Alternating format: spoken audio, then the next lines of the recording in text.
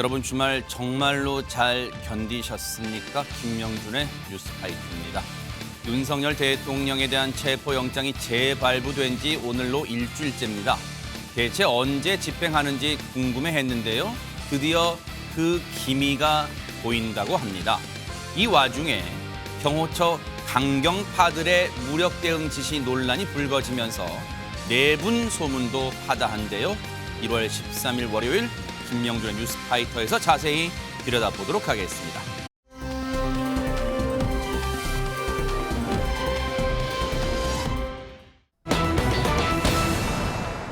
오프닝에서도 말씀드렸지만 지난주 화요일 날 윤석열 대통령에 대한 체포영장이 재발부됐으니까 굳이 따져보면 지난주 화요일부터 화, 수, 목, 금, 토, 일, 월. 허준 변호사님, 오늘은 일주일째예요. 언제 집행합니까? 아직까지 알 수 없지만 집행이 임박한 것이 아니냐라는 관측이 나오는 정황이 있습니다. 공수처가 오늘 그러니까 발표를 한 내용인데요. 어젯밤에 국방부와 경호처에 집행에 협조해달라는 공문을 발송했다 이렇게 밝힌 겁니다. 그러니까 집행을 할 거니까 협조해달라는 공문부터 보내고 집행에 들어갈 테니 임박한 것이 아니냐 이런 관측이 나오고 있는데요. 네. 이 공문의 내용을 좀 말씀을 드리자면 네. 영장 집행을 방해할 경우에는 해당 장변 및 지휘부가 특수공무집행 방해 또 특수공무집행 방해 치상 만약에 다친다고 하면요. 네. 또 직권남용 권리행사 방해 등의 혐의로 형사처벌을 받을 수가 있다라는 내용이 포함이 되면서 만약에 방해를 할 경우에는 형사조치에 나아가겠다라는 강경한 입장을 드러내고 있는 성향으로 보이고요. 네. 이뿐만 아니라 집행 과정에서 어떤 비용이 드는 부분에 대한 구상 청구라든가 만약에 인적, 물적 손해가 발생한 경우에는 민사상 손해배상 청구까지도 불사하겠다 이런 내용들이 담겨 있습니다. 또 만약에 범죄자로 전과가 생긴다라고 하면 공무원들이지 않습니까? 그래서 공무원 자격 상실이나 재임용 제한 그리고 연금 수령 제한 등 불이익까지 받을 수 있다라고 언급을 하면서 굉장히 이 경고 조치를 하고 있다. 이른바 약간 옥죄는 분위기네요. 그렇죠. 네네. 그러니까 좀 압박을 하고 있는 상황인 네네. 거죠.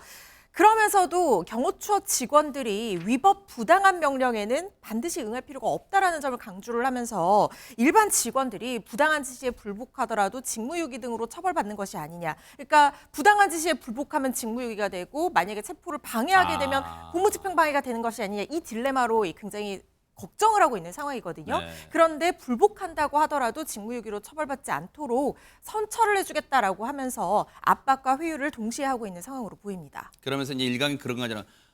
그 박정훈 대령 무죄 나온 거 봐봐. 그거 부당한 명령에 항명한다고 그거 죄 안 돼. 이제 그런 식의 이제 얘기를 한다는 거예요. 너희들 힘들지? 그런 거 부당한 명령 항명 죄 안 되니까 얼른 경호처 이제 그런 거 풀고 순순히 체포영장 집행 응해 그렇게 얘기를 하고 있다는 겁니다. 그러면 허준 변호사님 지금 언론들도 사실 촉각을 곤두세우고 있어요. 그래서 저도 그랬습니다만 저희들도 그랬습니다만 지금 뉴스 특보 되게 매일매일 하고 있단 말이에요. 그러면 일각에서 내일 들어갈 거다 이런 뭐 얘기도 나오고 있어요 지금. 네. 그런데 한 가지 선행돼야 할 과제가 있는 것으로 뭔데요? 보입니다. 그러니까 지금 김성훈 경호처 차장, 이 사람이 지금 박종준 처장이 사퇴를 해서 권한대행으로 지금 경호처를 총괄하고 있는 사람이거든요. 굉장히 강경파로 불리고 있는 지휘부인데 이 사람에 대한 그 출석 요구를 3번을 했습니다. 그런데 여기 불응을 했기 때문에 네. 지금 체포영장 발부 요건이 만족이 됐다고 보고 영장을 신청해 놓은 상황입니다. 아직까지 영장이 나오지는 않았거든요. 네. 그러면 만약에 영장이 발부가 된다라고 하면 이 사람에 대한 영장 집행을 해서 이 경호처를 지휘하는 지휘부 라인부터 일단 와해를 시킨 다음에 체포에 들어가는 것이 사실상 효율적이라고 볼 가능성이 높기 때문에 영장이 발부되고 난다고 하면 집행, 그러니까 차장에 대한 집행뿐만 아니라 윤석열 대통령에 대한 체포영장 집행도 이루어질 것으로 보입니다. 자, 그럼 보세요. 사실 지금 박성배 변호사님, 경호처의 그동안 수장이었던 박종준 경호처장은 지금 자진해서 지금 사직서를 냈고 수리가 됐고 일단 지금 없단 말이에요. 그리고 지금 계속 경찰 수사받고 있고 그런데 지금 2인자를 할 수 있는 김성훈 경호차장이 지금 실질적인 경호처를 진두지휘하고 있어요. 그러면 이건 만약에요. 지금 일각에서 언론들은 그래서 내일 좀 들어갈 거다 지금 촉각을 곤두세우고 있는데 물론 또 내일 안 들어갈 수 있어요. 왜? 내일 들어갈 것 같다고 해서 내일 들어가게 되면 이건 밀행성이 지금 다 드러난 거잖아요. 그래서 혹시 재집행에 나설 경우 박선배 변호사님, 김성훈 경호차장이 현장에서 딱 나타나서 경호처 직원들을 진두지휘할 가능성이 있어요. 왜냐하면 자기에 대해서 지금 체포영장이 신청돼 있고 막 지금 자신의 신변도 지금 불안한 상황인데 혹시 진두지휘할 가능성이 있습니까? 현장에서? 체포영장이 만약 발부된다면 현장에서 진두지휘할 가능성은 상당히 낮습니다. 경찰로서는 체포영장이 발부된다면 사전에 진입해 들어가서 김성훈 경호차장을 먼저 체포하면 좋겠지만 현재 경호처가 일종의 요새화를 구축해 놓은 상황이라 사전에 먼저 들어가서 체포영장을 집행하기가 상당히 어렵습니다. 현실적으로는 대통령에 대한 체포영장을 집행하는 과정에서 같이 들어가서 김성훈 경호차장에 대한 체포영장을 먼저 집행하는 것이 현실적인 방안이라고 할 수 있는데 물리적인 저지선만 뚫고 들어간다면 경호차장은 대통령과 달리 집중적인 경호 대상이 아닙니다. 물리적인 방어선만 뚫고 들어간다면 법적인 제약이 없는 상황이라 먼저 김성훈 경호차장에 대한 체포영장을 집행한다면 상당 부분 경호처의 방어선이 뚫릴 가능성이 있습니다. 이미 지휘부 간에 또 지휘부와 현장 직원 간에 내분이 벌어지는 상황이고 특히나 김성훈 경호차장의 경우에는 이광우 경호본부장, 김신 가족부장과 함께 경호처 강경파라는 소식이 들려오고 있는데 그래요? 전면에 나서기는 어렵습니다. 전면에 나선다면 즉각 체포될 상황이라 뒤에 위치한 상태에서 경호처 직원들 그중에서도 상당히 충성심이 높고 강경파에 속하는 직원들을 현장 지휘할 것으로 보이는데 소재를 먼저 파악하고 소재가 파악되는 즉시 대통령에 대한 체포영장 집행보다는 김성훈 경호차장에 대한 체포영장부터 먼저 집행할 가능성이 상당히 높습니다. 네. 일단 경호처의 지휘부부터 체포를 단행한다면 일선의 현장 직원들은 큰 혼란을 빚게 되고 그 과정에서 대통령에 대한 체포영장 집행도 상당히 수월할 수 있습니다. 뭔가 지금 상황에 경호처 수뇌부를 이 신병을 확보하게 되면 경호처의 단일 대우가 와해될 수 있다는 그런 전략 같다. 그런 생각이 들어요. 지금 말씀 들어보니까 김성훈 경호차장이 어떤 사람인지 궁금해하시는 시청자분들을 위해서 이 내용 같이 들어보시고 이어가 보도록 하겠습니다. 김성훈 경호처 차장이라는 사람하고 이광우 그 경호본부장이라는 사람, 이 두 사람들은 경찰 출석에도 불응하고 있거든요. 이 사람들은 차지철이나 장세동류의 그 구시대적인 마인드를 가지고 있는 사람들로 알려져 있거든요. 최철은 그 당시에 부마 사태 있을 때 탱크로 밀어버리라고 한 사람이거든요. 뭐 굳이 말씀드리지 않아도 되겠지만 제가 대통령을 7분을 모시고 있습니다. 뭐 제가 대통령님을 평가할 수 있는 위치는 아니지만 제가 본 윤석열 대통령님은 누구보다 솔직하시고 진솔되시고 진심이십니다. 제가 개인적으로 느낀 바를 말씀드리고 싶었습니다. 한번 여쭤보고 싶어요. 대통령은 골프 치면 안 됩니까? 그게 의아스럽습니다. 어떻게 생각하세요? 그게 왜 문제가 되는지. 아니 지금 우리 국민들 중에 1,000만 인구가 골프를 치고 있고 골프를 친다는 자체가 부끄러워야 해야 될 행위는 아니다고 보는데 어떻게 보세요? 맞습니다. 우리 LPGA에도 100위권 안에 여자 선수가 14명이나 있고요. 예. PGA는 4명이나 있고요. 저 때가 이제 굳이 시점 따지면 지난해 11월 국정감사 기간이었어요. 이제 그 운영위에서. 근데 저 때는 이제 계엄 사태 전이잖아요. 그리고 아마 골프 얘기가 아마 그건 같아요. 미국 트럼프 당선인과 뭐 이제 이 골프 회동을 통해서 한일 간의 어떤 친밀 외교 뭐 그런 거 준비한다. 그 기사 나왔던 즈음 같아요. 골프 맹연습한다. 그때 이제 저렇게 답변했던 것 같은데 지금 근데 이제 김성훈 차장이라는 사람이 어떤 사람인지는 저 국회 답변을 통해서 대략 감은 잡으셨을 거예요. 시청자분들이. 일단 충성심은 강한 걸로 일단 파악이 된다. 뭐 그런 거예요. 근데 이런 가운데 경호처 내부 균열 조짐이 느껴진다는데 어떤 대목에서 그렇게 느껴지는 거예요? 어떤 대목이냐면 박정준 전 처장이 사퇴를 했잖아요. 그리고 나서 이 차장 김성훈 차장이 직무대행을 하고 있습니다. 수장을 맡게 됐는데 그때부터 내부적 갈등이 시작되고 있다는 게 지금 언론의 보도들인데 예를 들면 하나의 예를 들어볼게요. 경호처 내부망에 무슨 글이 올라왔냐? 김 차장을 사퇴를 요구하는 김성훈 차장의 사퇴를 요구하는 글이 올라왔어요. 그러니까 여기에 대해서 반발 기류가 확산되는 모양새가 있는 거 아니냐 이런 예측이 나오고 있는 거고 네. 특히 조직의 운명이 걸린 상황에서 김 차장이 강경 일변도에 대응을 하다 보니까 네. 집단 항명을 하는 게 아니냐 이런 얘기들과 추측이 나오고 있는 상황이고요. 네. 그러다 보니까 2차 집행 때, 즉 네. 체포영장 집행 과정에서는 내부의 어떤 그 분란이나 분열이 네. 나오는 거 아니냐 이런 예상들이 나오고 있고, 또 하나는 이게 경호처에서 그 간부들 회의를 했었어요. 네. 회의를 하는 과정에서 A 부장이 김성훈 처장과 이광우 경호본부장의 사퇴를 주장하는 얘기가 나왔다고 합니다. 이건 어느 정도 확인이 된 것 같고요. 그러니까 너무 강경 일본대로 가고 뭐 예를 들면 중화기나 무기의 사용까지도 거론되고 있는 상황이 되다 보니까 경호처 직원들이 상당히 위험에 빠질 수 있고, 그런 상황을 막기 위해서 두 사람 좀 사퇴해달라 이런 얘기를 했다고 알려지고 있습니다. 그러니까 문제는 뭐냐면, 근데 이 A 부장이라는 사람이 직무에서 배제가 됩니다. 이유가 뭐냐라고, 물론 언론에서 이렇게 보도했죠. 이게 자기를 물러나라고 하니까 그것 때문에 이 사람을 직무 배제한 게 아니냐 이렇게 좀 주장이 나오고 있는데, 이에 대해서 경호처의 입장은, 공식 입장은 해명은 이렇습니다. 13일 날 경찰 국가수사본부의 내부 기밀을 유출한 혐의를 이 사람이 받고 있었고 네. 그것 때문에 직무 배제가 된 것이지 네. 본인한테 사퇴하라고 해서 직무 배제가 된 게 아니다라고 주장을 하고 있습니다. 네.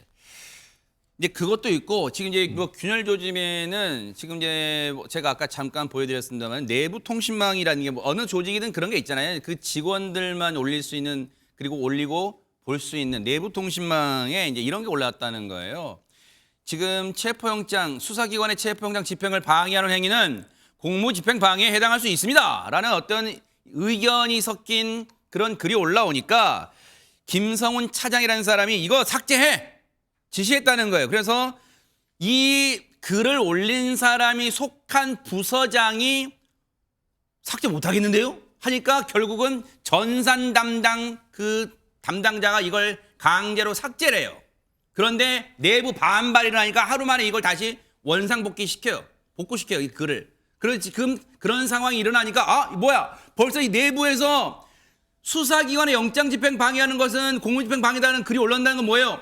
이제 우리 풉시다 이거 법적으로 우리 위배되는 행동을 하고 있어요라는 내부의 불만들이 자자하다는 거 아니냐, 지금 그런 분석이 나온다는 거. 그래서 경호처 내부의 균열이 지금 벌써부터 이미 심각하게 시작된 거 아니냐, 이런 해석이 나온다는 겁니다. 그런데 지금 허준 변호사님, 영장 집행이 뭐 임박했다, 지금 계속해서 사실 신문들이나 방송들의 제목이 사실 양치기 소년 같아요. 이르면 내일, 뭐 이르면 오늘 계속 지난주부터 나오고 있긴 합니다. 그런데 그건 언론들 탓할 건 아니에요. 왜냐하면 경찰의 체포영장 집행이란 밀행성이죠. 밀행성. 그러니까 언제 간다고 말할 수는 없는 거니까. 그런데 윤석열 대통령 이 와중에 경호처 직원들한테 어떤 지시를 내린 게 지금 논란이 되고 있다면서요. 뭡니까? 체포영장 집행 과정에서 무력 사용을 검토하라라는 지시를 내렸다는 겁니다. 이때 무력 사용이라고 하는 것은 몸으로 스크럼을 짜서 막는 수준이 아니라 필요하다면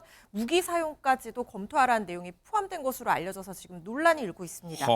한겨레 단독 보도로 알려진 내용인데요. 지난 11일에 윤석열 대통령이 김성훈 차장이야 3급 이상 경호처 간부들을 관저로 불러서 오찬, 그러니까 점심 식사를 같이 했다고 합니다. 뭐 격려 취지의 자리였다고 하는데요. 이 자리에서 수사기관의 영장 집행 과정에서 무력 사용을 검토하라고 지시했다라는 얘기가 나온 겁니다. 네. 그런데 문제는 이것이 또 한 번의 경호처 내부 분열의 단초가 되는 것이 아니냐, 이런 얘기들이 나오고 있는 게 이 지침을 공유받은 경호처 4급 이상 간부들이 극소수를 제외한 대부분이 김성훈 차장이 주관하는 회의에서 집단적으로 이 부분에 대해서 반발을 했다는 거예요. 왜냐하면 박종준 전 차장은 경찰에 출석하면서 비폭력 원칙을 내세웠다고 하고 그 이전에는 기관 간의 중재를 시도했다라고 본인 스스로도 얘기를 했거든요.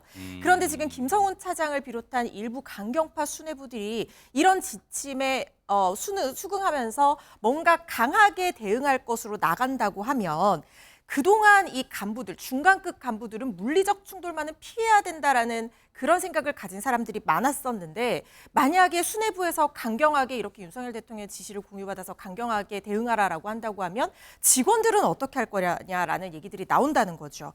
그러면서 김 차장의 사표 제출을 요구하는 동시에 차장은 왜 경찰 조사에 출석을 하지 않는 것이냐, 직원들 그러면은 세게 대응해서 다 범죄자로 만들 것이냐, 관저 근무 체계를 평시 체제로 복구해라라는 등등의 규탄 발언을 내놓으면서 사실상 상명하복이 굉장히 강하다고 알려진 이뤄진 경호처 내부에서 네. 이례적으로 이렇게 반발하는 내용들이 알려지고 있는 상황입니다.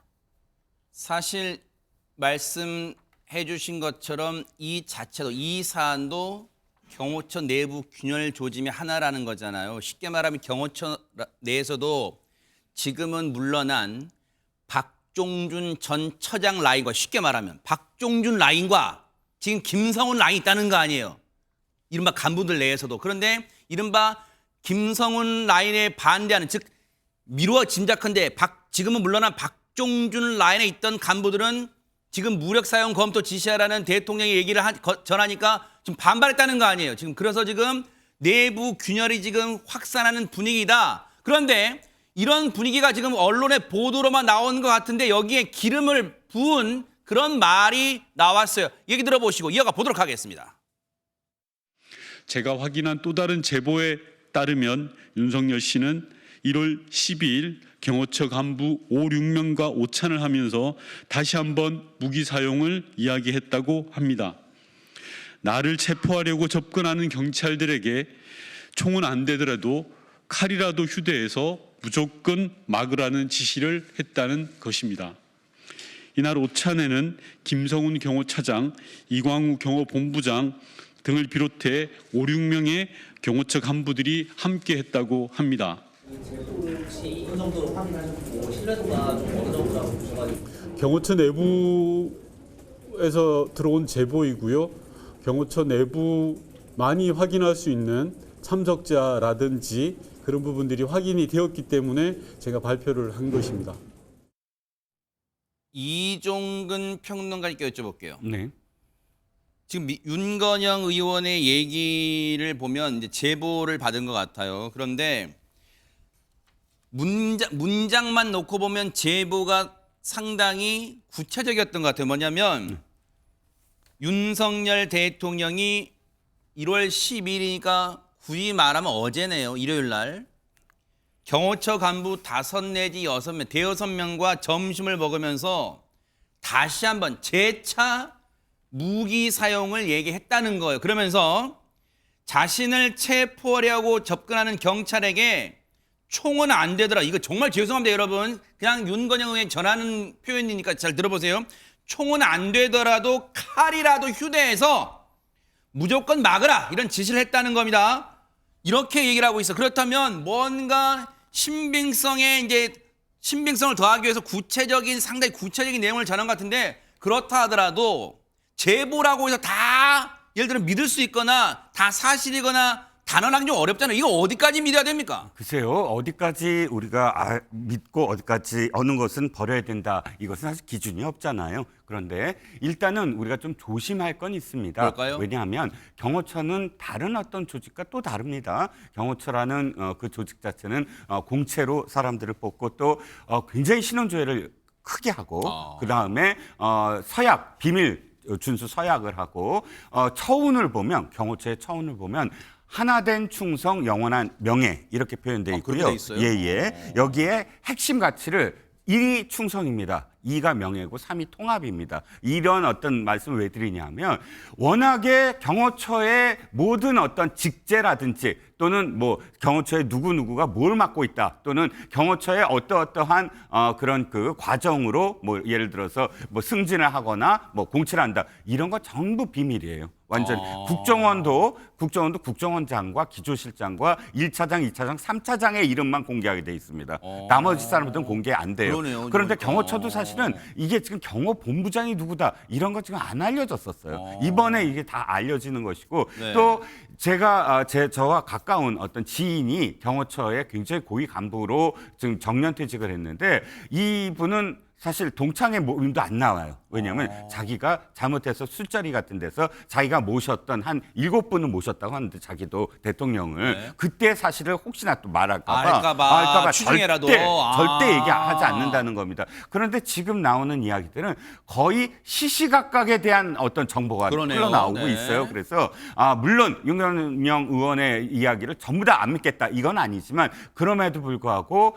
지금 이 전원 아닙니까? 네. 이 전원은 조금 조심스러워야 된다. 네. 그리고 제가 윤 대통령의 발언에 좀 의심이 가는 부분은 이겁니다. 뭘까요? 뭐 그 발언이 거짓이다, 참이다 이게 아니고 총이 안 되면 칼로 해라. 이 표현은 사실 기본적인 어떤 상식을 갖고 있다면 이게 왜 말이 안 되느냐를 알 수 있을 거예요. 왜냐? 총이나 칼이나 별 다를 게 없어요. 특수공무집행방해는 흉기라고 인식되는 것을 휴대만 하더라도 특수공무집행방해죄로 걸립니다. 그렇다면 총이든 칼이든 그게 총이 안 되면 칼이라는 대체제의 어떤 역할을 할 수 있는 게 아니거든요. 더군다나 이 지금 경호처의 어떤 경호 업무를 완전히 지금 그 교육을 받은 사람들은 백병전을 하는 사람들은 아니에요. 총을 악어주는 방어하고 네. 그다음에 정조준에서 빨리 그런 어떤 뭐랄까 암살이랄지 네. 이런 사람들을 저격하는 훈련을 하지 백병전을 하는 뭐 그래서 칼로 어떻게 하는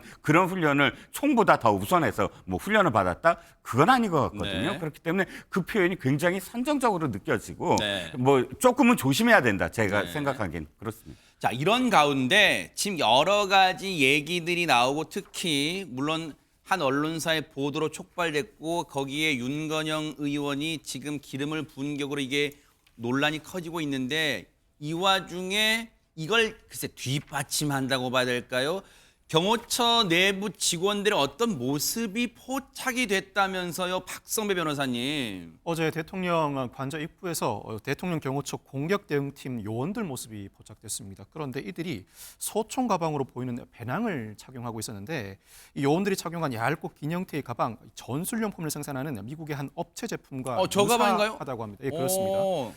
이 제품은 AR 15계열의 소총과 여분의 탄창 등 수납이 가능한 것으로 알려져 있습니다. 즉 총기도 상황에 따라서는 동원할 수 있다는 위력을 과시한 것으로 해석할 수도 있는데 이와 관련해 윤건영 민주당 의원은 이 조치가 김성훈 차장의 지시라고 주장하고 나섰습니다. 즉 김성훈 차장이 대테러과 직원을 동원해서 관저 주변 순찰을 지시했고 구체적으로는 매스컴에 노출되게 순찰할 것, 전술복과 헬멧 등 복장을 착용할 것, 실탄을 포함한 확인은 가방에 넣어서 노출되지 않게 휴대할 것도 지시했다고 합니다. 보세요. 지금 이제 언론사들이 멀리서 이제 망원 렌즈로 이제 포착한 것 같아요. 경호 관저 내를 경계하는 경호처 직원들이 일부 모든 경호처 직원은 아니야. 어떤 특정 팀이 있답니다. C8 팀이라고. 근데 저 가방이 지금 언뜻 보면 저게 뭐야? 뭐 무슨 공부할 때 쓰는 가방 그렇게 생기지는 않았잖아요. 근데 저 가방이 이런 모양이고 옆에서 보면 이 여러 가지 그 가방 좀 보여주세요. 옆 모양이 이렇게 생겼고 이렇게 총과 탄창 등이 수납 가능한 가방이라. 근데 저 가방이 어떤 가방이냐? 미국 제품인데 미국사. 저 안에는 이렇게 개인 화기들이 저게 또 아래쪽 보면 권총도 들어갈 수 있고 탄창도 들어가고 그런 가방, 소총 수납 가방과 비슷하게 생겼다라는 게 언론들의 대체적인 분석이에요. 물론 사실 어제만 저렇게 가방 개인 화기가 들었을 것으로 추정되는 저 가방을 맨 건 아니에요. 가방 맨 모습은 저렇게 나왔지만 화기를 즉 소총을 들고 경계를 하는 모습은 이미 지난주 며칠 전부터 포착이 되긴 했습니다. 근데 그때는 이제 소총을 아래로 향하고 경계 경무를 쓰는 듯한 쭉 걸어다니는 모습이 포착됐지만 바로 지난주 모습이에요. 저런 식으로 이제 다녔고, 그러니까 개인 화기가 저때 드러났잖아요. 근데 이번에는 지금 무력 사용 지시라는 보도 이후에 글쎄요 바뀐 기륜지 가방에 미국의 택티컬이라는 어떤 제품의 그 가방과 유사한 그 소총이든 가방으로 보이는 저 가방을 메고 지금 공격 대응팀, 대통령 경호처 내에서도 팀이 여러 가지 있나 봐요. 공격 대응팀 요원들의 모습이 포착된 모습이에요. 그런데 이종근 평론가님, 네네. 사실 윤석열 대통령 측에서는 이런 언론 보도가 나오면 가만히 있지는 않을 거 아니에요. 윤석열 대통령이 앞서 정말 다시 표현하기 송구스러우니까 안 할게요.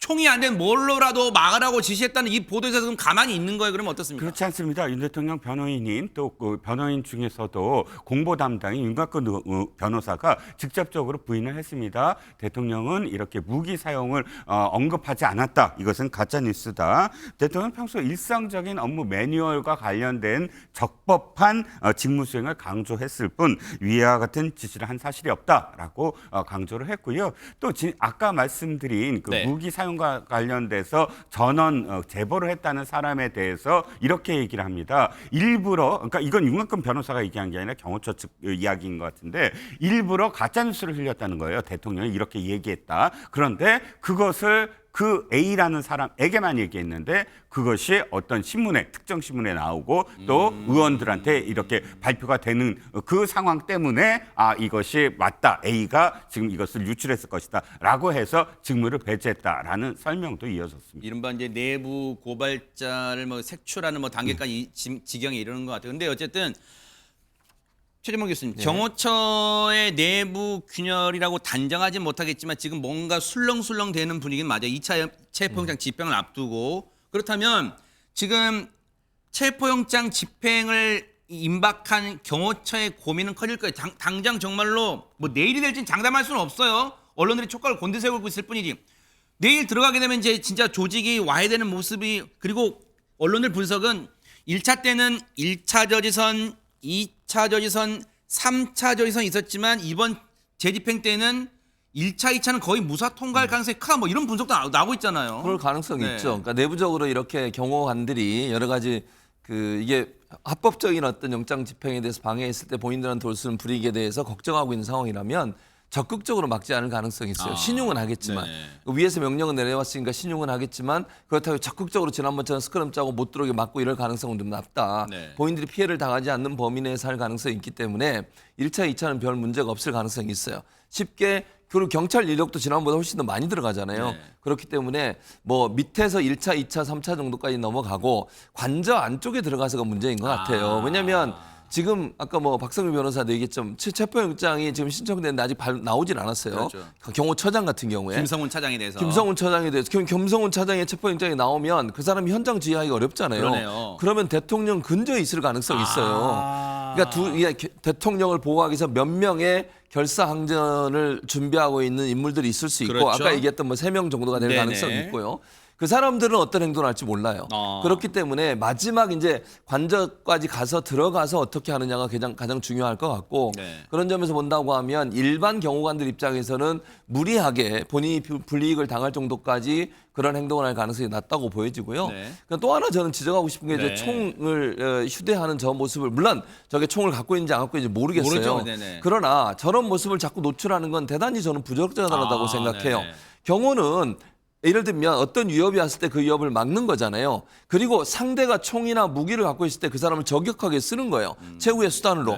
그럼 경찰이 지금 대통령을 체포하러 갈 때 그 사람을 유해를 가려고 하는 거 아니잖아요. 무슨 뭐 무기를 가지고 대통령의 위해를 가하기 위해서 경찰이 들어가는 거 아니잖아요.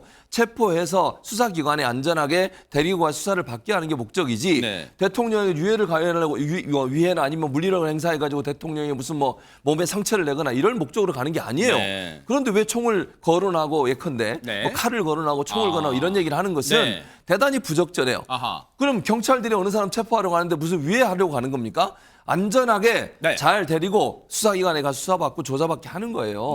저런 행동을 하는 것도 대단히 부적절하다고 생각합니다. 박성배 변호사님, 이런 생각이 들어요. 2차 체포영장 집행이 임박했다는 소식은 이제 뭐 거의 언론들이 대동소이한 것 같아요. 그런데 2차 체포영장을 집행하러 들어가게 되면 지난번 집행 때보다는 경호처가 내부 균열 조짐도 있기 때문에 지난번 인력보다는 조금 더 인력이 줄어들었을 수 있지만 그만큼 그 남아있는 인력들은, 경호처 인력들은 이른바 결사항전 의지가 더 1차 때보다는 남다른 인력들이 지금 남아있을 거 아니에요. 그렇다면 경찰 입장에서는, 국수본 입장에서는 부담이 될 수 있어요. 왜냐하면 결사항전 의지가 강한 경호처 직원들이 마지막까지 저항할 수밖에 없다면 유혈 사태, 그러니까 무력 충돌 또는 뭔가 불상사 사태가 일어날 가능성이 크기 때문에 더 고심하지 않을까요? 어떻습니까? 경찰도 상당히 우려하고 있는 것 같습니다. 이 경찰 관계자는 자꾸 인명피해 내지는 유혈 사태를 유도하는 것 같아서 우려스럽다는 입장을 밝혔습니다. 그러면서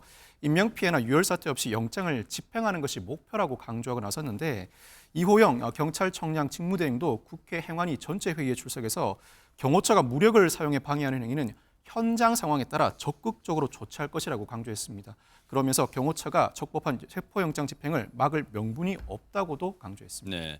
지금 남아있는, 사실 그동안 경호처는 4인방이 있다고 막 그렇게 불렸어요. 지금 이미 자리에서 물러난 박종준 전 경호처장을 비롯해 4인방이 있다고 하는데 지금 우리가 4인방 중에 박종준 전 처장과 김성훈 차장 얘기는 많이 들렸는데 지금 김성훈 차장과 함께 강경파로 불리는 사람이 또 한 명 있다면서 누굽니까? 이광우 경호본부장에게도 지금 관심이 쏠리고 있습니다. 사실 그동안 온건파로 알려졌던 박종준 처장이 사직을 하고 나서 김성훈 경호차장이 사실상의 직무대행을 맡으면서 많이 주목을 받고 있고 이 사람이 96년에 경호공무원으로 들어와서 주요 직책을 맡은 인물로 알려져 있지만 저 가운데 인물이 이광우 본부장이에요. 아. 그렇습니다. 그리고 지금 가운데 인물이 이광우 본부장이고요.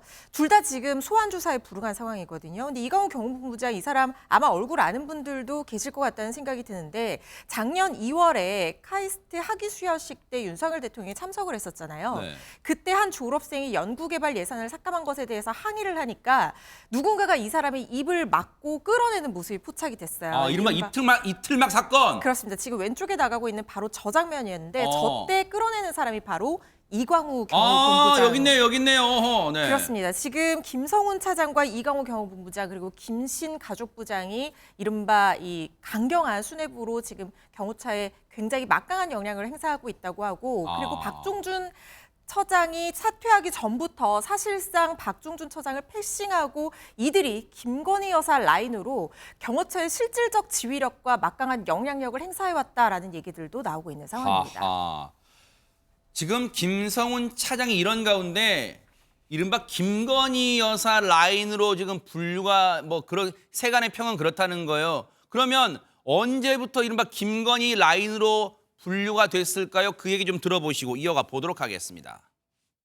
이분이 본격적으로 윤석열 대통령 내외에 눈에 들었던 거는 2023년 8월에 있었던 부친상이 계기였다고 해요. 부친상 당시에 장례 업무를 김성훈 차장이 도맡아서 했답니다. 소위 말해서 묘자리도 알아보고 장례 업무들을 경호처의 김성훈 차장이 맡았다라고 해요. 김건희 여사하고도 무슨 또 인연이 있는 뭐가 있습니까? 부속실 환심을 사기 위해서 관저에서 키우는 반려견들 옷을 경호관들이 구입하게 했다는 거예요. 또 다른 것도 있는데 윤석열 씨 내외가 휴가 기간 때 경호처 직원들을 무리하게 동원했다라는 제보도 있습니다. 노래방 기계를 설치한다거나 폭죽놀이를 하는데 폭죽을 사오라고 시킨다거나 가장 제가 좀 충격적이었던 건 생일 같은 날에 직원들을 일종의 장기자랑을 시킨다든지 이런 식으로.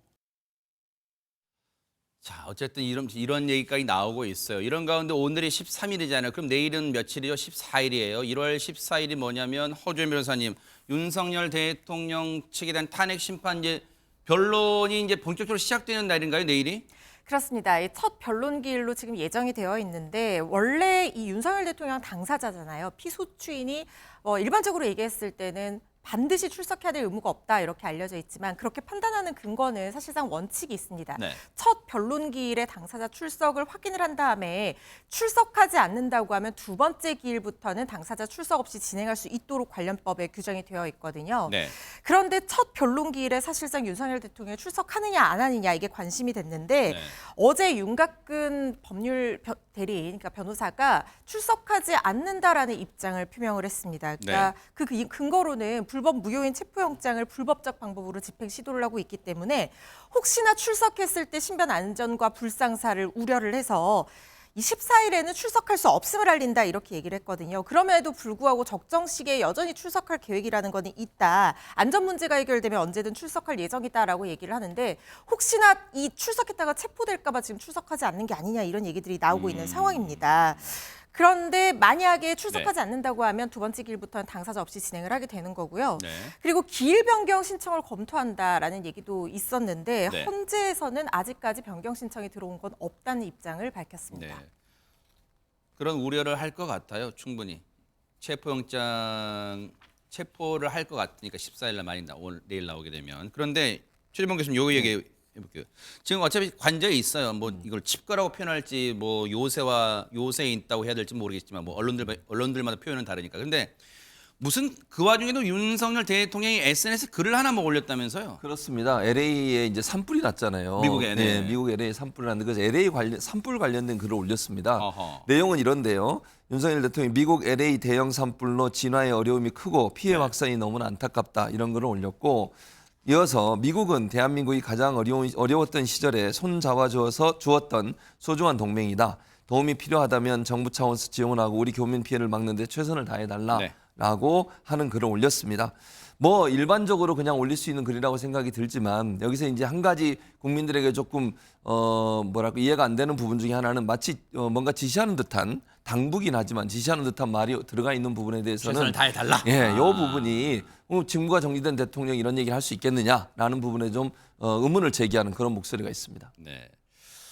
직무가 정지됐지만 직은 유지하다 보니까 이런 기사까지 나오네요. 돈 관련입니다. 허주연 변호사님, 윤석열 대통령에 관한 돈 얘기가 무슨 얘기입니까 이게? 급여를 계속해서 받고 있는 것이 논란이 되고 있는 상황인데요. 지금 탄핵 소추가 됐기 때문에 직무집행은 정지가 된 상태이기는 합니다. 네. 그렇지만 대통령에 대한 예우는 계속되기 때문에 실질적인 업무집행비 같은 실비를 제외하고는 여전히 대통령으로서의 보수가 지급이 된다는 겁니다. 그런데 올해 공무원 보수가 3% 인상이 됐다는 거예요. 그래서 연봉이 작년보다 760만 원 정도 늘어난 2억 6,200만 원으로 지금 윤석열 대통령 연봉이 책정이 된 상황입니다. 한 달 월급으로 계산을 하면요. 세전 기준 2,200만 원을 받게 되는 셈인데 네. 지금 만약에 탄핵 심판이 6개월 이상 계속해서 이어진다라고 하면 아무 일도 하지 않고 월급으로 1억 원 넘게 받아가는 것이 아니냐, 이거 네. 특혜가 아니냐 이런 비판의 목소리들이 나오고 있습니다. 이종근 평론가님. 네네.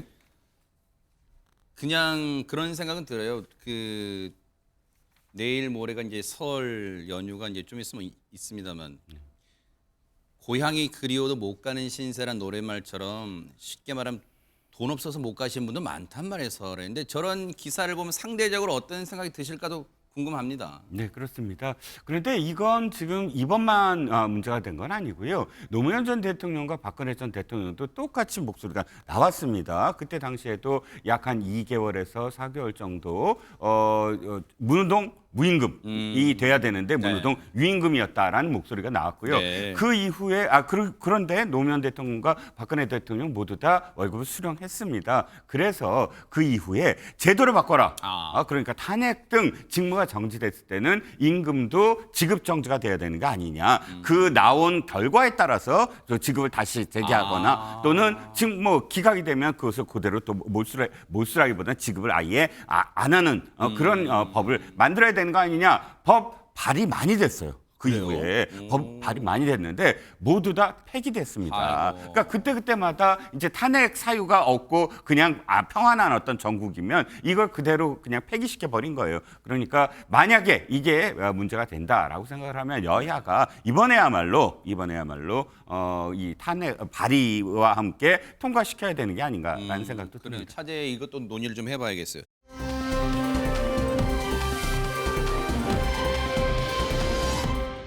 아마 많은 분들이 눈과 귀를 의심하셨을 거예요. 박스메 변호사님, 이 와중에 나훈아 씨가 갑자기 정치권에서 거론이 되고 있어요. 뭐 공연 때 노래를 별로 적게 부르는 거 왜 갑자기 나훈아 씨가 나오는 걸까요? 지금 국면에서. 데뷔 58년 만에 마이크를 내려놓는 나훈아 씨의 은퇴 공연이 논란의 대상이 되고 있습니다. 나훈아 씨가 지난 10일 은퇴 공연을 진행하던 중에 여야가 첨예하게 대립하는 상황을 겨냥한 듯이 두 팔을 들어 올리면서 왼쪽이 오른쪽을 보고 잘못했다고 생난리를 치고 있다고 언급을 시작합니다. 그러더니 자신의 왼팔을 가리키며 니는 잘했나라고 언급하는데 이어서 너희 하는 꼬락서니가 정말 국가를 위해 하는 짓거리인지 묻고 싶다라고 일갈합니다.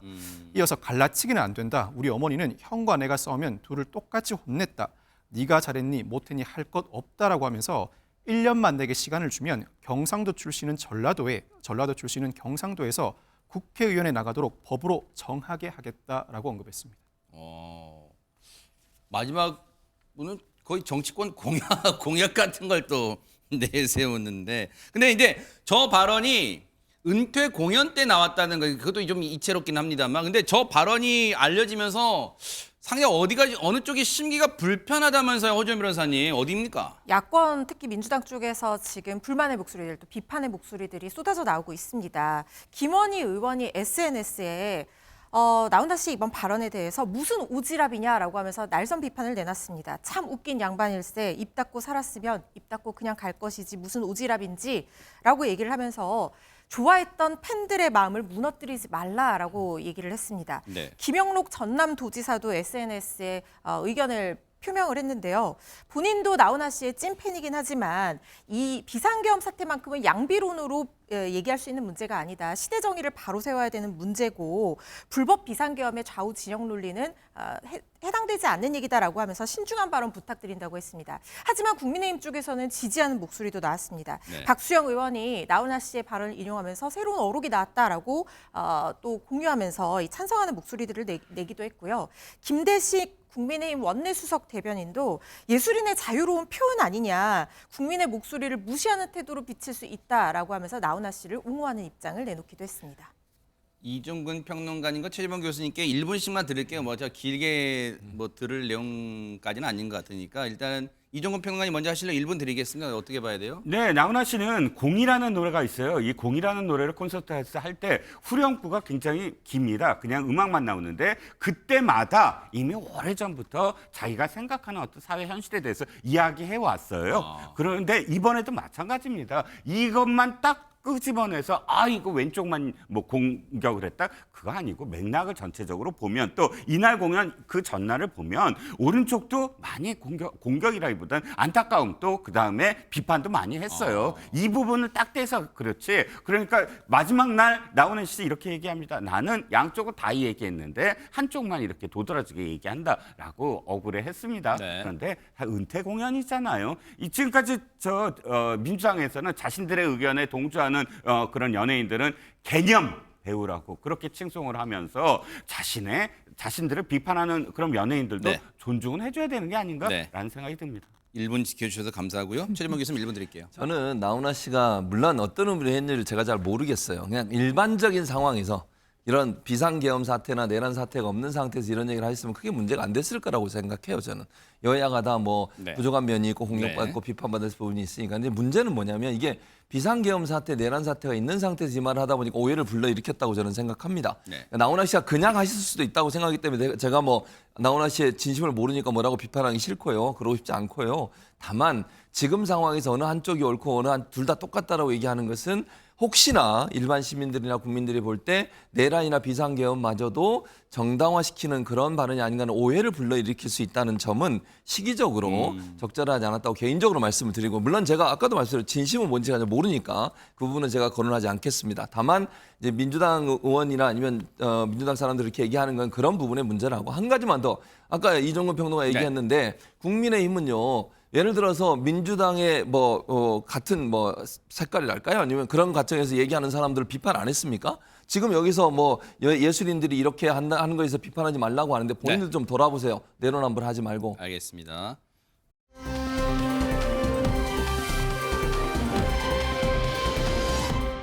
시청자 여러분 카톡 거의 쓰실 거예요. 근데 카톡 검열 논란이 지금 정치권에서 일고 있어요. 민주당이 전용기 의원의 이 발언에서 비롯이 됐는데요. 얘기 들어보시고 이어가 보도록 하겠습니다. 저희는 댓글 그리고 가짜뉴스를 포함한 커뮤니티에서 단순히 퍼나르거나 카카오톡을 통해서도 내란 선전과 관련된 가짜뉴스를 퍼나른다라는 것은 충분히 내란 선전으로 처벌받을 수 있음을 말씀을 드리겠습니다. 그리고 단순히 퍼나르는 일반인이라 할지라도 저희는 단호하게 내란 선동이나 가짜뉴스에 대한 내용으로 고발하겠습니다. 실제 고발하겠습니다 했지만 행동이 나섰더라고요 또. 호준 변호사님. 그렇습니다. 실제로 극우 유튜브 채널 6개 운영자를 내란 선전 혐의로 경찰에 고발을 했습니다. 바로 전용기 의원이 고발을 한 건데 그런데 이게 내란 선전죄, 선동죄라는 것이 그렇게 쉽게 성립되는 범죄가 아니고 입증해야 되는 부분이 많습니다. 왜냐하면 단순히 의견을 표명한 정도에 그쳤다라고 하면 그 부분은 표현의 자유를 침해하는, 그걸로 만약에 처벌한다고 하면 정치적 표현의 자유를 침해하는 부분이 있기 때문에 표현의 자유와 국가 안정 사이에 신중하게 균형을 이루어서 판단을 하는 것이 것이 원칙인데 법원에서 굉장히 중요하게 보는 부분은 내란 선동을 했을 때 내란이 일어날 만한 구체적인 위험성이 있었느냐 이런 부분까지 보게 되는 거거든요. 그런데 사실상 지금 일단은 비상계엄 사태가 끝난 이후에 이렇게 의견을 표명하는 부분이기 때문에 이런 내용들이 내란을 구체적으로 일으킬 만한 어떤 지경까지 이르렀는지에 대해서는 좀 더 신중한 판단이 요구될 거라는 생각이 들고 다만 네. 그 과정에서 민주당 측에서 주장하는 것처럼 누군가에 대한 명예훼손이라든가 아니면은 뭐 협박이라든가 이런 문제되는 내용이 있었다라고 하면 그 죄로 처벌할 수 있을지언정 내란 선전죄로 국민들을 처벌하는 것에는 신중을 기해야 한다는 생각이 듭니다. 이것에 대해서 입틀막을 뛰어넘는 핸드폰을 틀어막는다는 뜻의 폰틀막이라는 표현까지 나오면서 국민의힘은 반발하고 있어요. 근데 이런 뭔가 움직임이 나온 배경에는 아마 이 장면 때문에 그런 거 아닌가? 이 발언 때문에 그런 거 아닌가라는 언론들의 분석이 있는데요. 한번 보시고 이어가 보도록 하겠습니다. 12.3 계엄 이후에는 허위 조작 정보가 너무나도 난무하고 벌써 13,000건 정도가 제보가 들어왔습니다. 각 뉴스 댓글에도 조직적으로 댓글을 쓰는 경우도 많이 발견을 했고 실제로 제보도 많이 들어오고 있습니다. 네, 제가 제안 부탁 하나 할게요. 시위대한테 경찰이 뭐 맞아가지고 혼수 상태 됐다고 그 가짜 뉴스 만들어가지고 국민의힘에서 가짜 논평까지 내면서 그 밤새는 우리 국민들을 갖다가 폭도로 지금 몰고 있던데 그거 꼭 신고해 주시기 바라고요. 그러니까. 그렇게 하겠습니다. 또 한 가지는 금융치료 손해배상도 좀 해주시면 좋을 것 같아요. 근데 그 벌금만 하면 너무 약하거든요. 벌금 받고 손해배상도 하게. 추가적으로 시스템을 만들어서 저거 하면 엄청난 재산상 손실까지 본다는 걸 보여줘야 될 것 같습니다. 적극적으로 대응하겠습니다. 실제 전용기 의원 SNS에는 뭐 수천 개, 1,000개 넘는 지금 댓글들이 달리고 있는데 물론 긍정의 댓글도 있겠지만 지금 부정적 댓글들이 많다는 게 언론 보도예요. 자, 그러면 보세요. 카톡 검열이라는 단어 때문에 지금 또 비상계엄 사태에 한번 놀란 국민들이 또다시 지금 화들짝 놀라는 것 같은데 카톡 검열 논란 어떻게 봐야 됩니까? 1분 드릴게요. 카톡 검열이 아니고요. 일반인들이나 아니면 누군가가 문제가 있고 정말 내란에 동조하는 듯한 글을 올린 것이 있으면 민주당이 신고를 해주면 그게 민주파출소라고 하는 사이트가 있거든요. 거기에 신고를 해주면 민주당 내부에서 그걸 검토해 보고 그게 문제가 있다고 생각하면 고발하겠다는 거예요. 판단은 법원이 하는 거예요. 무슨 민주당이 처벌할 수 있는 권한이 있습니까? 처벌할 권한 없어요. 그러니까 일단 제보를 받아서 제보 중에 문제가 있다고 판단되는 것에 대해서 법원에 검찰이나 경찰에 신고를 하겠다는 것이고 그리고 나서 그 판단은 법원이 내리는 거잖아요. 그런 일을 하겠다는데 카톡을 어떻게 들여다봅니까? 모든 개인 카톡을 민주당이 어떻게 다 들여다볼 수가 있어요? 불가능하고요. 그런 내용들이 있을 경우에 신고를 받아서 문제가 있다고 판단되는 것에 대해서 수사기관에 수사를 요청하겠다. 이런 내용입니다. 가짜뉴스는 근절돼야 되는 건 맞습니다만 이 방법론에 대해서 우려의 시각은 없을까요? 이종근 평론가님 1분 드리겠습니다. 자, 지금 내란 선전죄, 선동죄로 고발하겠다고 합니다. 내란 선동죄가 형이 몇 년이지 아세요? 30년이에요, 최대. 30년을 그럼 누구를 하겠다는 겁니까? 단순히 퍼나르는 일반인이에요. 단순히 퍼나르는 일반인이라는 건 카톡에서 제가 예를 들어서 이호선 교수라고 있습니다. 헌법학자인데요. 지금 통치행위다, 계엄은 통치행위다라는 걸 법적 근거로 이야기하는 사람입니다. 내란이 아니다. 계엄은 통치행위다. 그러면 내가 그걸 받아서 예를 들어서 박성대 변호사한테 보냅니다. 지금 민주당 입장에서는 그것 자체가 내란 선전이다라고 나한테 30년을 하겠다는 거예요. 누군가 고발을 하면 이게 말이 되는 얘기입니까? 저는 내란이 통치행위다라고 동의하지 않지만 그런 의견에 대해서 고발하겠다는 민주당은 표현의 자유를 지금 억압하는 겁니다. 실제로 국민의힘 의원들이요. 이 계엄은 통칭이다라는 문구를 쓰고 SNS에 나를 잡아가라, 내란죄로 고발하라. 지금 그런 SNS상의 챌린지를 또 하고 있더라고요. 지금 그런 상황입니다. 앞으로 이거 어떻게 될지 계속 불거질지 아니면 혹시 민주당이 수정을 할지 방향을 수정할지 한번 보겠습니다.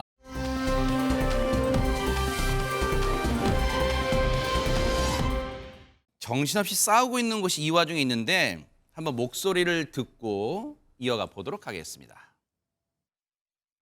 현재 개혁신당 사태의 본질은 간단합니다. 저 허은하 대표가 이준석 의원의 상황 정치에 순응하지 않고 사무총장 임면권을 행사하려 했기에 벌어지는 일입니다. 당 대표는 이준석 의원의 부하가 아닙니다. 대표를 허수아비로 만들고 상황 정치를 하려는 것은 잘못된 것입니다. 기자회견을 통해서 저한테 상황 정치한다 그랬는데요. 디테일이 없잖아요. 네. 제가 허은하 대표에게 뭘 요구하거나 하질 않거든요. 물어보면 답해주는 정도 이상을 걸 하지 않거든요. 그러니까 좀 격해진 것 같은데 수렁으로 빠지고 있는 것이 아닌가 본인이 그런 안타까움이 있습니다. 저는 사실 오늘 행위로 인해 가지고 당원들의 이제 불만은 극에 달했을 것이다 네. 이렇게 보고요. 아마 다음 주 중으로 이제 절차가 시작되지 않을까 하는 생각하고요. 오늘 아마 허은하 대표가 선을 좀 넘어가지고 당내에 불신을 많이 사게 된 것 같습니다. 박성배 변호사님, 개혁신당 국회의원 3석에 있는 당입니다. 그런데 지금 상황 정치가 무슨 말입니까? 설명 좀 부탁드립니다. 개혁신당이 상당한 갈등으로 진통을 겪고 있는데 지난해 12월에 허은하 대표가 김철근 사무총장을 해임하면서 이 갈등이 시작됐습니다.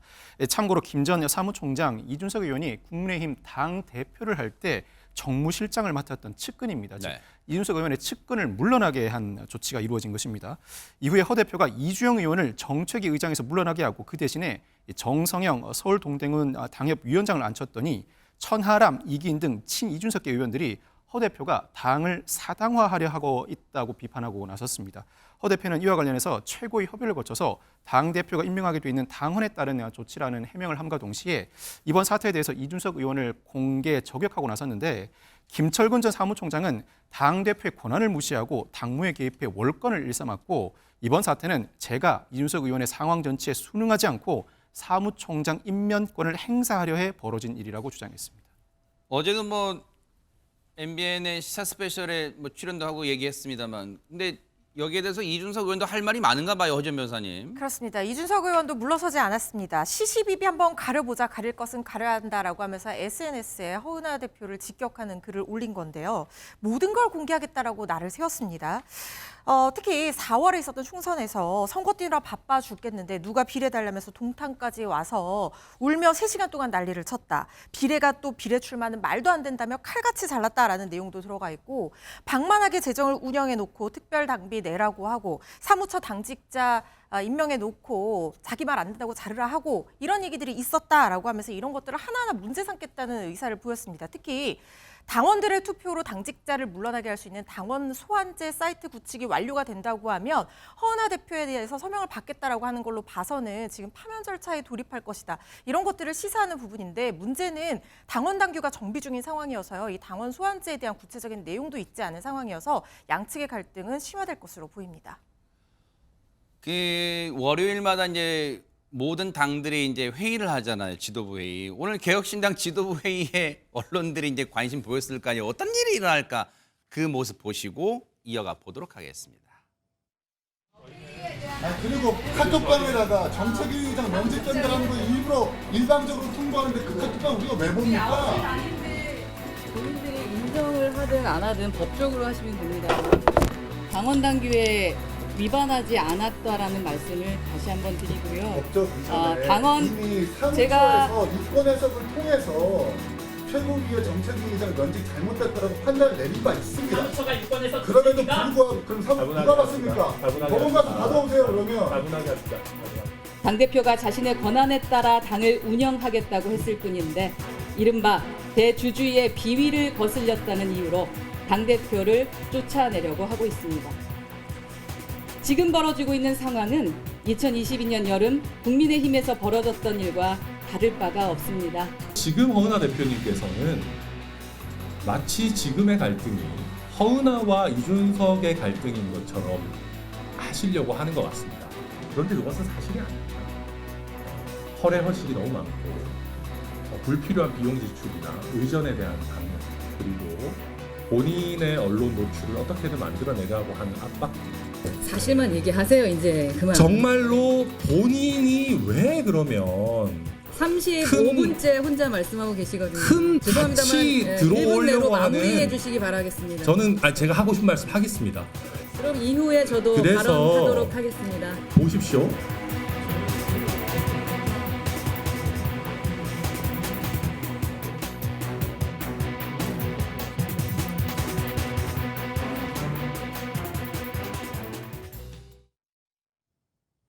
글쎄요, 뭐 이종근 평론가님, 네네. 시청자분들 중에 개혁신당 또 지지해서 마음 아프신 분들이 계실 텐데 이제 어떻게 봐야 돼요? 저 상황은 지금? 그러게요. 당 명예 개혁이 있지 않습니까? 또 이 당이 그래도 3인밖에 없지만 왜 주목을 받냐면 세대 교체를 할 수 있는 그런 젊은 사람들이 새로운 어떤 바람을 일으킬 수 있다라고 지지를 해준 것입니다. 그래서 3세석 이상의 어떤 기대가 있었는데 네. 지금 바라보는 건 구태, 그러니까 옛날 당에서 그러니까 당권 주자와 그러니까 주류와 비주류의 어떤 갈등으로 최고위가 완전히 무슨 정말 이 봉숭아 학당이 되는 그런 모습들이 재현되고 있지 않습니까? 네. 근데 이준석 의원을 지금 이야기하지 없는 게 윤석 의원이 있는 곳마다 사실 어떤 당이 이렇게 화합을 못하는 그런 예가 너무 많았어요. 옛날에 바른정당 시절에 손학규 대표 기억하시죠? 근데 이준석 당시 최고위원이 정면으로 이런 최고회의에서 정면으로 뭐 부딪히면서 그때 손학규 대표가 사실 당에서 대표직에서 물러나는 상황이 있었어요. 그런 모습들이 계속 이루어지고 있는 게 아닌가. 이준석 대표는 가위만 들고 있지 실과 바늘이 없다. 가위로 잘라내는 것만 하지 실과 바늘로 봉합해서 하나의 어떤 그런 그 옷을 만들어내지 못한다라는 비판이 그래서 나오는 게 아닌가 싶습니다. 사실 최재명 교수님 한때 이제 뭐 허은하 대표는 또 국민의힘에서 이제 비례대표도 의원도 하고 국회의원 출신이기도 해요. 그런데 이제 아까 내용 잠깐 들어보면 과도하게 당 대표의 의전에 돈도 많이 쓰고 허례허식이라는 표현을 뭐 천하람 의원을 했어요. 근데 뭐 상황 정치라고 허은하 대표는 또 맞받아치고. 근데 이런 이 상황을 무슨 경찰 조사할 수도 없는 상황이고 그렇죠. 참 국회의원 의석수가 뭐 많다고 또 적다고 다 뭐 그게 뭐 다 중요한 건 아니겠습니다만 지금 세석 가진 의원 이 당에서도 지금 이 지경인데 지금 이걸 어떻게 봐야 되는 거예요? 봉합이 되긴 될 수 있어요? 제가 볼 때 좀 어려울 것 같아요. 제가 볼 때 봉합이 좀 어려울 것 같고요. 왜냐하면 이 갈등이 골이 좀 깊은 것 같습니다. 그러니까 이준석 지금 전 대표죠. 이준석 전 대표, 이준석 의원 같은 경우에 지금 뭐 서로 의견이 충돌하잖아요. 허은하 대표 입장에서는 이준석 의원이 네. 본인이 갖고 있는 어떤 영향력 행사 김철근 이제 구체적으로 김철근 전 사무총장을 네. 통해서 개입을 하고 그다음에 본인을 완전히 패싱했다는 게 지금 허은하 대표의 주장이거든요. 네.